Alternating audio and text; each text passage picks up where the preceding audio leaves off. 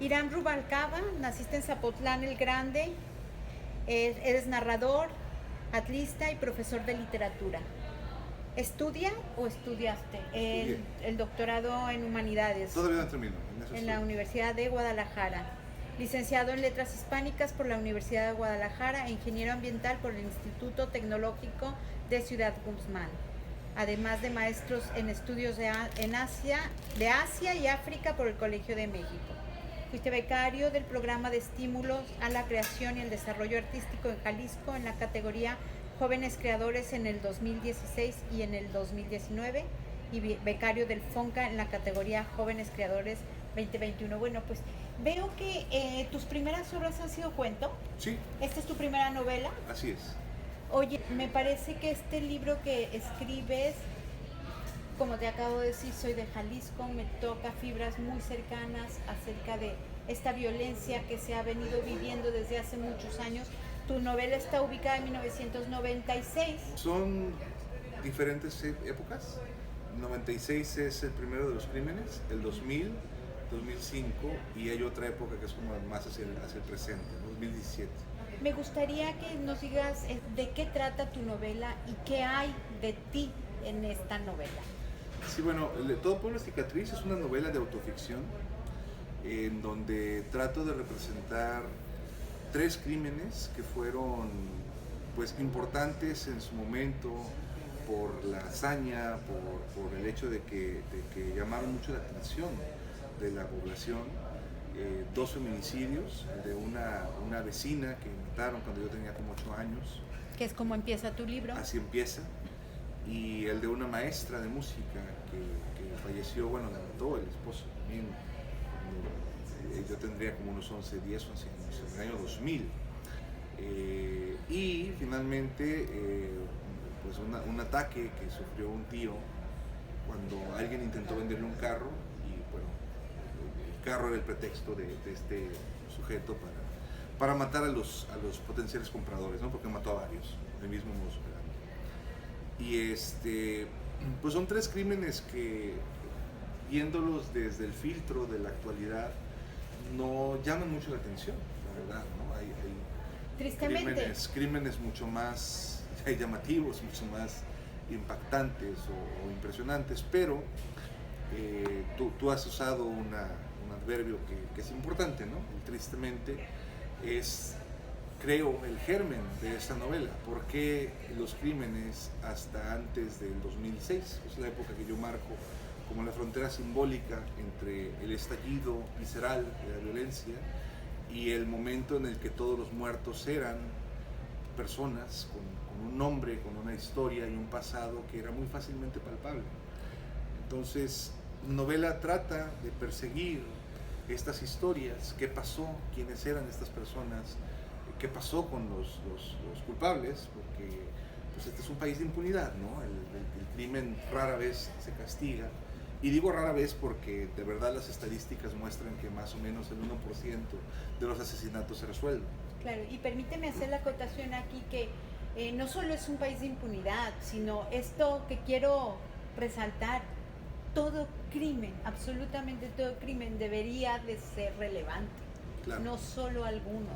Y creo que esto es como una parte que abordas de forma muy puntual en tu novela y por lo cual a mí me parece especialmente relevante, porque ¿por qué no?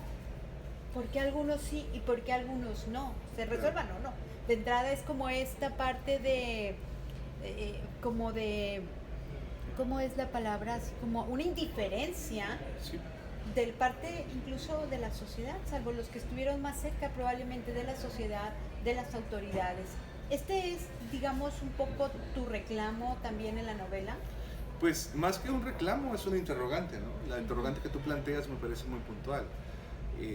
A mí me da la impresión de que la constante presencia de la muerte en los medios de comunicación, en las charlas familiares y también en la vida cotidiana nos ha hecho insensibles. Esto se sabe, está estudiado lo suficiente, porque bueno, un fenómeno de reproducirse tantas veces empieza a formar parte también de la cotidianidad.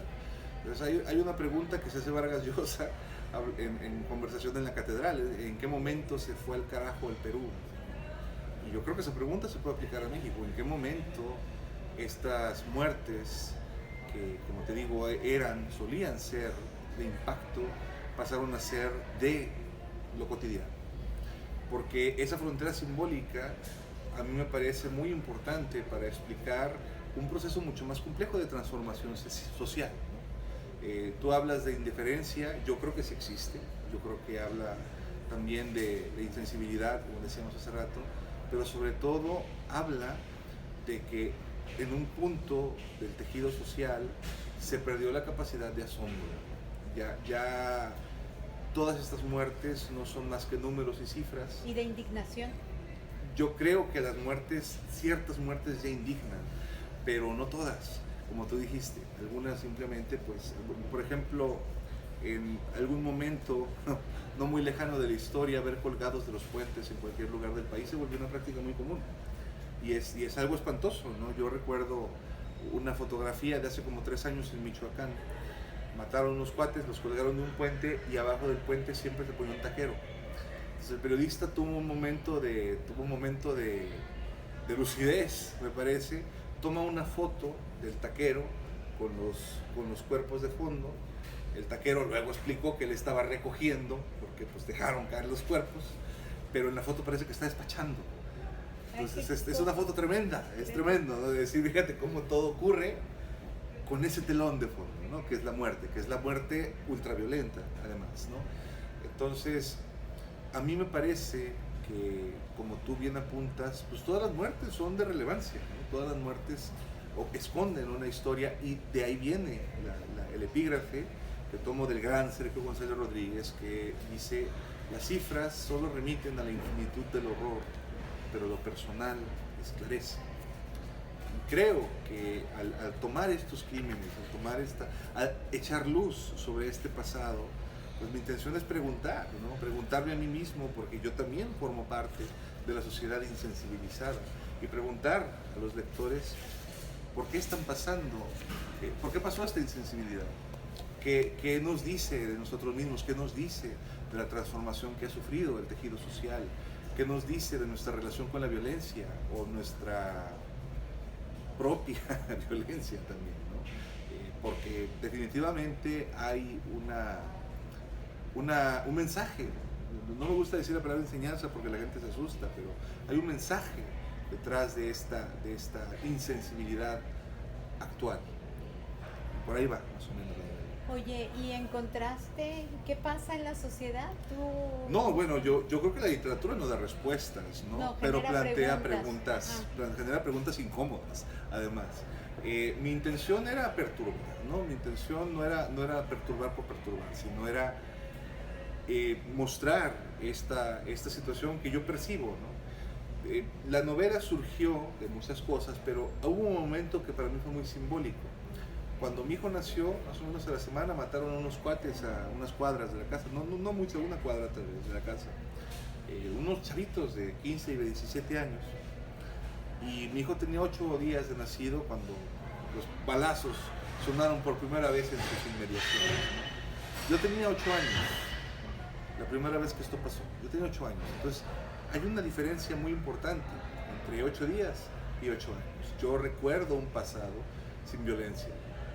Los que nacieron después de cierto momento, que para mí te digo fue el 2006, no van a recordar otra cosa. Yo digamos que viví en el jardín de la inocencia, porque la inocencia se rompe, ¿no? Con la muerte, ¿no? Durante unos años. Mi hijo ya no. Un año después de que mataron a estos chavos, echaron un cuerpo ahí cerca del coto, ¿no? Entonces, esta es la realidad de millones de niños mexicanos que no van a conocer otra cosa más que no van a conocerla y van a aprender y crecer a vivir con ella. Exacto. O sea, esta parte de que ya forma de alguna manera parte de su vida, de su Claro. niñez, que eso es terrible y aterrador, porque Claro. entonces, ¿qué nos espera? Y bueno, y todo lo que hay alrededor, ¿no? También la parte de los juegos cada vez más violentos. Entonces uno se cuestiona de repente hacia dónde van estos niños que están creciendo en estas condiciones. Y hacia dónde estamos nosotros también parados, ¿no? Yo pienso, hay cosas que me resultan como dolor con risa, ¿no? Es perturbador y es chistoso. Una vez vi un video de unos niños jugando al secuestro y tenían a otro niño secuestrado, y fue un video muy famoso que se subió a las redes sociales, ¿no? Y no, y ahora le vamos a cortar las manos. O sea, y como te digo, no es tanto que decir que esto es un sermón, ¿no? Porque no es un sermón en realidad, pero sí es una preocupación real de alguien que se ha dedicado durante mucho tiempo al periodismo. Yo he sido periodista, he sido, bueno, muchos años dedicado a la literatura, a la docencia, y me preocupan las transformaciones en el sentido en que, pues como todos formamos parte de este tejido social, las transformaciones del tejido hacia un espacio más áspero, más rígido también, pues tienen una consecuencia, ¿no? Tienen una consecuencia en la educación de los hijos. Hace rato estaba en una entrevista y me decía la chica que me estaba entrevistando que cuando ella vivía creo que en Saltillo, un lugar un poquito más al norte, le tocó una balacera, ¿no? Y dice, pero no me pasó nada porque mi papá ya me había enseñado qué hacer. Y yo dije, pues qué mala onda que tu papá te tuviera que enseñar qué hacer en esas situaciones, y qué bueno que supiera hacerlo, ¿no? Porque aquí ¿no? estás, claro. Fíjate, a mí me llamó mucho la atención, te decía hace un momento antes de empezar la entrevista que yo soy de Guadalajara. Claro. Entonces yo llegué a vivir a Monterrey hace 10, 11 años y pues mis hijos estaban, alguno de ellos en kinder y primaria baja, ¿no? Primero, segundo de primaria. Y me impactó muchísimo, no te puedes imaginar cuánto me impactó que en el kinder iban a hacer como este protocolo de qué hacer. ¿Ves que estos protocolos que hay como un simulacro de temblor y entonces les dicen a los niños qué hacer y todo? Bueno, simulacro de balacera. Pues ¿Y qué hacer? ¿No? O sea, entonces decía yo, ¿pero cómo? ¿A dónde me vine a vivir? Por supuesto. Vamos, y tu novela está situada en Jalisco, no es que en Jalisco desconozcamos eso, pero nunca había llegado como al nivel de que niños tan pequeños les tengan que hablar que hay balaceras y cómo protegerse de ella. Eso era como un reflejo también, es como un reflejo de hasta dónde como sociedad hemos llegado. Sí, y luego es importante pues reconocer nuestro papel en esta transformación. Tú hablabas de la insensibilidad, yo creo que tiene mucho que ver nuestra indiferencia, pero también tiene mucho que ver el hecho de que la violencia, estas balaceras, el crimen organizado, es efectivamente una manifestación muy evidente de esta violencia, pero yo no creo que sea el germen. Yo creo que el germen está mucho más cerca de la célula social básica, que son las familias, ¿no? Las colonias, digamos, en todas estas relaciones humanas básicas ya hay una interacción que puede tener una presencia violenta. Voy a darte un ejemplo. Somos un país en donde la mitad de los hogares carece de figura paterna, ¿no? Hay abandono infantil. El abandono infantil es violencia, está demostradísimo y muy estudiado por diversas academias, ¿no? ¿Qué genera este abandono paterno, ¿no? ¿Qué consecuencias tienen los hijos? Yo te puedo decir que dentro de los casos que estudié, varios casos que estudié para hacer la novela, el abandono paterno era frecuente entre los sicarios, entre los halcones, entre los que se van a la maña, porque son figuras que son importantes para el desarrollo, pero también son figuras cuya presencia económica le puede salvar la vida a un chavo que se ve con 13 años sin lana, con deseos de grandeza, de reconocimiento, o simplemente con necesidad, y pues se encuentra en el crimen organizado una salida, ¿no? Una salida falsa, pero una salida al final de cuentas. Ese es un tipo de violencia muy frecuente. Otros tipos de violencia, y hablando sobre el caso particular de los feminicidios, pues hay que recordar que un feminicidio nunca empieza en la muerte. El feminicidio suele ser un proceso que empieza con actos de ridiculización, que empieza con actos de violencia verbal, que empieza con actos, el golpe ocasional, el golpe emocional ocasional, encerrar a la pareja, o sea, todo ese tipo de cosas que ocurren a puerta cerrada y que finalmente se traducen en que somos un país donde el feminicidio es una de las causas principales de muerte en mujeres, ¿no? Entonces, pues, como te digo, sí, el crimen organizado, sí, el narcotráfico, pero también ocurre otra cosa en la que todos somos víctimas y cómplices al mismo tiempo. Hay algo en el tejido social muy complejo que yo, por supuesto, no soy capaz de analizar en mi humilde situación de escritor, pero sí creo que se vale que me lo pregunten, y sí creo que se vale poner el dedo en esas llagas y decir, aquí está pasando algo, ¿qué está pasando? Y como te digo, no estoy ofreciendo una respuesta, porque no sé si me toca a mí, pero sí creo que es importante decir, esto es lo que yo veo, también. esto es lo que yo veo, ¿no? En ese sentido, la literatura y las personas que están haciendo este tipo de novelas visibilizan estos problemas de violencia, así como otras narrativas visibilizan la parte de los feminicidios. La literatura cumple una función social que decíamos hace un momento, es para generar preguntas, generar reflexión, abrir un diálogo de alguna manera con el lector. Pero ¿tú crees que la literatura en algún punto también pueda dar respuesta a esta indiferencia? O sea, no hay indiferencia en tu parte al escribir una novela como esta. ¿Qué opinas tú? O sea, ¿la literatura podría ser algo más que solo visibilizar y generar preguntas? Yo creo que el arte en general es una respuesta a una necesidad social, ¿no? Digo, quizás los artepuristas estén en contra de lo que voy a decir, pero el arte tiene una función social, siempre, necesariamente, ¿no? Por eso cuando una banda de rock se niega a tocar en Tel Aviv, por ejemplo, hay una postura política y demuestra el poder político que tiene el arte, ¿no? O cuando decide tocar también, o sea, ese tipo de cosas nos dicen que el arte es más que solamente arte.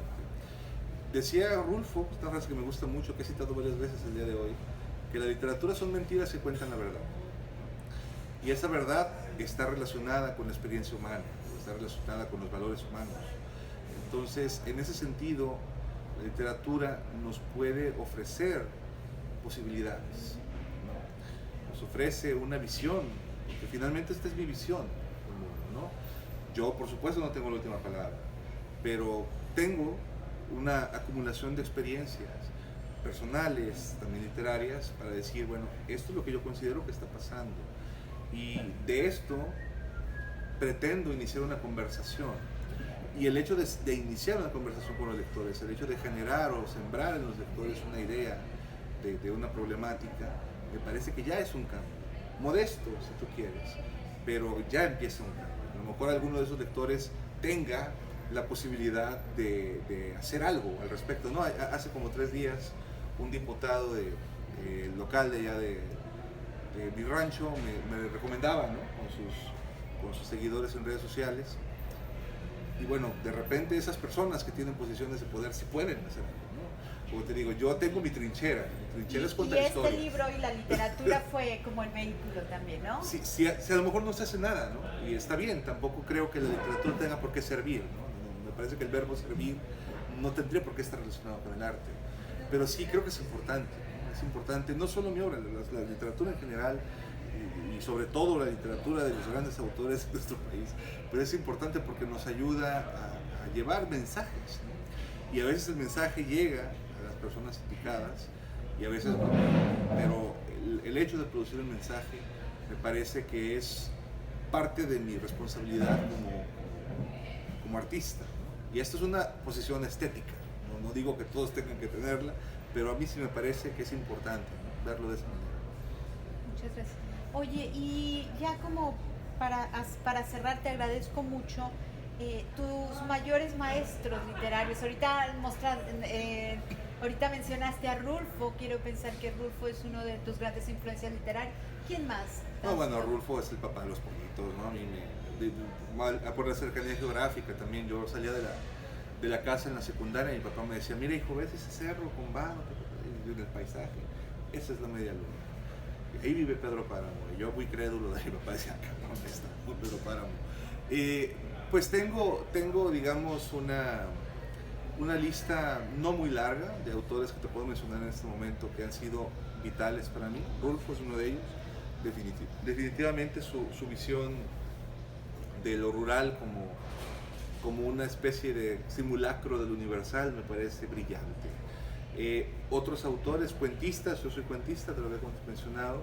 Joyce Carol Oates, esta autora norteamericana, me parece absolutamente indispensable para cualquiera que se quiera dedicar a la literatura. Chekhov es mi gran maestro de cuento, yo lo he leído con muchísimo entusiasmo. A Carver también, que son autores que no les sonarán extraños a los lectores. En cuanto al tema de la novela un poquito más policíaca, me gusta mucho James Ellroy, en particular su libro de Mis Rincones Oscuros es una obra maestra de una belleza inconmensurable. Hay poetas que me gustan mucho, por ejemplo el poeta Hugo Gutiérrez Vega, también tu paisano, tapatío, de Lagos de Moreno, pero tapatío en el nacimiento. Hugo fue un gran maestro para mí, un mentor muy importante. Y otro mentor reciente y que ustedes pueden encontrar en todas las librerías del país, Eduardo Antonio Parra. ¿Es que, perdón? Eduardo Antonio Parra. Ah, sí, Parra. El maestro Parra para mí ha sido una figura muy importante en esta última etapa de mi desarrollo narrativo. Y bueno, fuera de eso, pues algunas autoras de mi generación que han tenido una gran influencia en mi obra, no necesitan ninguna presentación, todos los van a conocer. Roland Cira, Laura Baeza, son autoras que yo leo con mucho entusiasmo. Laura Sofía Rivero, una ensayista brillante. Digamos que son personas que han estado como frecuentemente en mi círculo. Alejandro Bonduben, un narrador también de allá de Jalisco, impresionante. Tiene un libro en la UNAM que pueden encontrar aquí en la feria, Clara como fantasma, impresionante. Y pues bueno, son los que tengo ahorita como en la punta de la lengua, pero pues hay más, ¿no? Todos traemos una lista. Sandro Mara, y no, el húngaro, chingoncísimo. O sea, se van sumando autores conforme uno va metiéndose más y más en esto de literatura. Muchas gracias, Hiram. Pues larga vida a tu libro. Yo creo muchas gracias. Este tipo de literatura, a mí me gusta mucho este tipo de literatura. A veces me cuesta, porque a veces hay que pues es duro leer de repente este tipo de libros, pero son indispensables. A mí me parece que son indispensables. Hace poco tiempo leí A veces despierto temblando. De Jimena, ¿no? De Jimena, que, a ver, es un libro durísimo que se tiene que leer poco a poco, digerir. No es de esos libros que agarras y lees de corridito. Bueno, a mí no me pasó por la dureza del lenguaje, por la dureza de lo que... Sin embargo, yo le decía a Jimena, no hay de otra, se tenía que escribir, o sea, es indispensable, ¿no? Creo que por eso aplaudo mucho este tipo de iniciativas, me gustan mucho. Espero que mucha gente lo lea, se acerque a tu literatura y bueno, pues te estaremos siguiendo la pista. Ay, muchísimas gracias y pues ojalá que les guste, ¿no? Yo, como te digo, no es mucho, pero es trabajo honesto, como dicen en mi rancho. Pues es un libro que se construyó con mucho entusiasmo, con mucho estudio y pues yo confío en que los lectores van a encontrar ahí algo que les pueda llamar la atención. Mira, déjame para terminar lo que dice justamente Eduardo Antonio Parra, vamos a citarlo aquí. Es posible comprender la violencia, el germen del cual nace, sus consecuencias, incluso las más ocultas. En todo pueblo es cicatriz, que el nombre también me pareció brillante. Hiram Rubalcaba emprende una profunda investigación narrativa en la que contempla el fenómeno desde todos los ángulos posibles, que eso me pareció, vamos, también es como una proeza, no nomás estás dando como una particular visión, sino que estás abordando el ángulo de víctimas, victimarios, testigos, familiares. Es una novela tan intensa que el lector sentirá varias veces cómo se le corta el aliento durante la lectura, un poco lo que hablábamos, pero también de eso se trata. Pero Parra es mi maestro, no puede hablar mal de mí, pero yo le agradezco muchísimo. A ver, no, pero Parra no, aunque sea tu maestro, y no, o sea, ahí yo creo que Parra no, ya mejor no te da unas notitas que decirte sí, no, es un gran lector. una cosa que no. ¿no? Entonces, bueno, te agradezco mucho esta entrevista, Ira. Gracias a ti, Y bueno, Fernanda. estemos en contacto. Claro que sí. Sus órdenes. Si te gustó este video, compártelo, suscríbete a mi canal, dale click en la campanita y sígueme.